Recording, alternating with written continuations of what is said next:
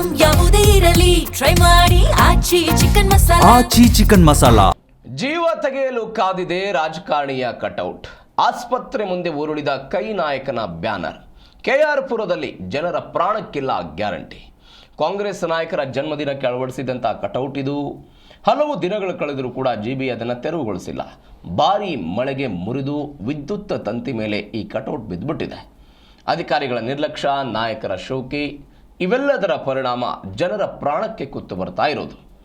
KPCC ಪ್ರಧಾನ ಕಾರ್ಯದರ್ಶಿ ಡಿ.ಕೆ. ಮೋಹನ್ ಬಾಬು ಜನ್ಮದಿನಕ್ಕೆ ಈ ಕಟೌಟನ್ನು ಅಳವಡಿಸಲಾಗಿತ್ತು.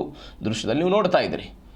ಆದರೆ ಈ ಕಟೌಟನ್ನು ಅಳವಡಿಸಿದ ನಂತರವೂ ಕೂಡ ಅದನ್ನು ತೆಗೆದಿರಲಿಲ್ಲ.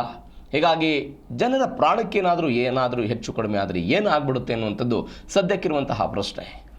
ಜೀವ ತೆಗೆಯೋದಕ್ಕೇ ಇಂಥ ಬ್ಯಾನರ್ಗಳನ್ನು ಕಟ್ಬಿಡ್ತಾರಾ ಅನ್ನುವಂಥ ಪ್ರಶ್ನೆ ಸಾರ್ವಜನಿಕ ವಲಯದಲ್ಲಿ ಚರ್ಚೆ ಆಗುತ್ತೆ. ಸಾರ್ವಜನಿಕ ಆಸ್ಪತ್ರೆಯ ಮುಂಭಾಗದಲ್ಲಿ ಈ ಕಟೌಟ್ ಮುರಿದು ಬಿದ್ದುಬಿಟ್ಟಿದೆ. ಕೆಪಿಸಿಸಿ ಪ್ರಧಾನ ಕಾರ್ಯದರ್ಶಿ ಡಿ.ಕೆ. ಮೋಹನ್ ಬಾಬು ಜನ್ಮದಿನಕ್ಕೆ ಇದನ್ನು ಅಳವಡಿಸಲಾಗಿತ್ತು. ಹಲವು ದಿನ ಆಗಿದೆ ಈ ಕಟೌಟನ್ನು ಅಳವಡಿಸಿ. ಆದರೂ ಕೂಡ ಜಿಬಿಎ ಮಾತ್ರ ಇದನ್ನು ತೆರವುಗೊಳಿಸಿರಲಿಲ್ಲ.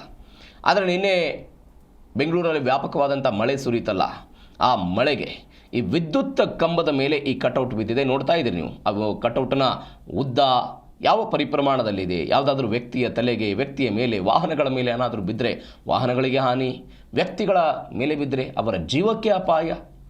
ಇಂತಹ ಕಟೌಟ್ಗಳನ್ನು ಹಾಕಿದ ನಂತರ ತೆಗಿಬೇಕಾಗಿತ್ತು, ತೆಗಿಲಿಲ್ಲ. ಹೀಗಾಗಿ ಜಿಬಿ ಅಧಿಕಾರಿಗಳು ಅಥವಾ ಕಾಂಗ್ರೆಸ್ ನಾಯಕರು ಹೊಣೆನೋ ಯಾರು ಎತ್ತ ಅನ್ನುವಂತಹ ಪ್ರಶ್ನೆ. ರಾಜಕೀಯ ನಾಯಕರ ಶೋಕಿಗಾಗಿ ಮಾತ್ರ ಇಂಥದ್ದೊಂದು ಪ್ರಾಣಕ್ಕೆ ಕುತ್ತು ಬರ್ತಾ ಇರೋದು. ಈ ಕಟೌಟ್ ಬ್ಯಾನರ್ಗಳ ಹಾವಳಿ ತಡೆಯುವುದಕ್ಕೆ ದಂಡ ವಿಧಿಸುವಂತಹ ಕ್ರಮ ಇದೆ. ಅನೇಕ ಬಾರಿ ಇದೆ. ಡಿ.ಕೆ. ಶಿವಕುಮಾರ್ ಅವರು ಹೇಳಿದ್ದಾರೆ, ಈ ವಿಚಾರದಲ್ಲಿ ಕಟ್ಟುನಿಟ್ಟಿನ ಕ್ರಮವನ್ನು ಅಧಿಕಾರಿಗಳು ತೆಗೆದುಕೊಳ್ಳಬೇಕು. ಬಿಕಾಸ್ ನಗರದ ಸೌಂದರ್ಯ, ಜನರ ಜೀವ ಇವೆಲ್ಲ ಕಾರಣಕ್ಕಾಗಿಯೂ ಕೂಡ ಭಾರಿ ಪ್ರಾಮುಖ್ಯತೆಯನ್ನು ಪಡೆದುಕೊಳ್ಳುತ್ತೆ.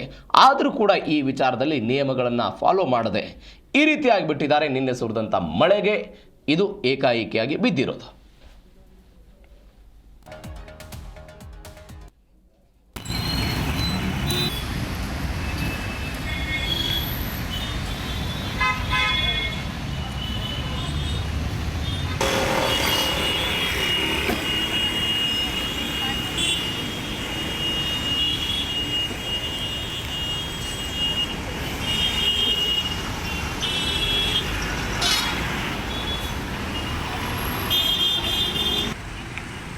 ಈ ಬಗ್ಗೆ ಹೆಚ್ಚಿನ ಡೀಟೇಲ್ಸ್ ಕೊಡ್ತಾರೆ ನಮ್ಮ ಪ್ರತಿನಿಧಿ ಬಾಲಕೃಷ್ಣ. ಫೋನ್ ಸಂಪರ್ಕದಲ್ಲಿದ್ದಾರೆ. ಬಾಲಕೃಷ್ಣ, ಸ್ವತಃ ಡಿ.ಕೆ. ಶಿವಕುಮಾರ್ ಅವರೇ ಅನೇಕ ಬಾರಿ ಹೇಳ್ತಾರೆ ಈ ಕಟೌಟ್ಗಳ ವಿಚಾರಕ್ಕೆ, ಬ್ಯಾನರ್ಗಳ ವಿಚಾರಕ್ಕೆ.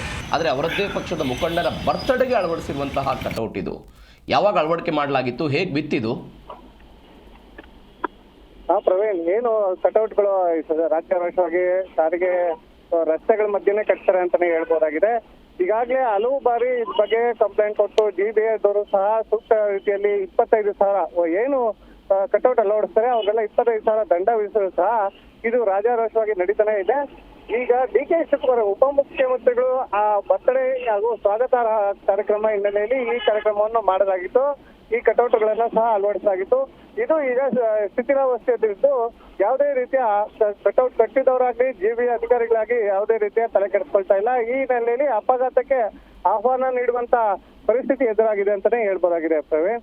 ಈಗಾಗಲೇ ಜಿಬಿ ಅಧಿಕಾರಿಗಳಿಗೆ ಸಾಕಷ್ಟು ಬಾರಿ ನಿವಾಸಿಗಳು ಹಾಗೂ ಪ್ರಯಾಣಿಕರು ದೂರು ನೀಡಿದ್ರು ಸಹ ಯಾವುದೇ ಪ್ರಯೋಜನ ಆಗಿಲ್ಲ ಅಂತ ಅಳಲು ತೋಡಿಕೊಳ್ತಿದ್ದಾರೆ Praveen. Okay Balakrishna, thank you ನಿಮ್ಮೆಲ್ಲ ಡೀಟೇಲ್ಸ್ಗೆ.